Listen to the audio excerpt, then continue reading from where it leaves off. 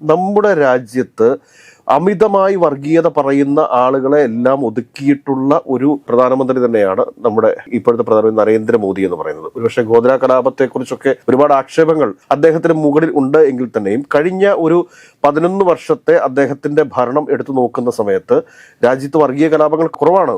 മണിപ്പൂരൊക്കെ പ്രശ്നങ്ങളുണ്ട് എന്ന് പറയുന്ന സമയത്തും രാജ്യത്ത് വർഗീയ കലാപങ്ങൾ കുറവാണ്. അതോടൊപ്പം തന്നെ BJPക്കകത്തെ അല്ലെങ്കിൽ RSSനകത്തെ അതിതീവ്രമായിട്ട് വർഗീയത സംസാരിച്ചുകൊണ്ടിരുന്ന എല്ലാ നേതാക്കന്മാരെയും സൈഡ് ലൈൻ ചെയ്യാനായിട്ടും നരേന്ദ്രമോദിക്ക് സാധിച്ചിട്ടുണ്ട്. അപ്പൊ അങ്ങനെയുള്ള ഒരു നരേന്ദ്രമോദിയിൽ ആകൃഷ്ടനായിട്ടായിരിക്കാം അണ്ണാമലൈ ഒരുപക്ഷെ BJPയിൽ ചേർന്നിട്ടുണ്ടാവുക.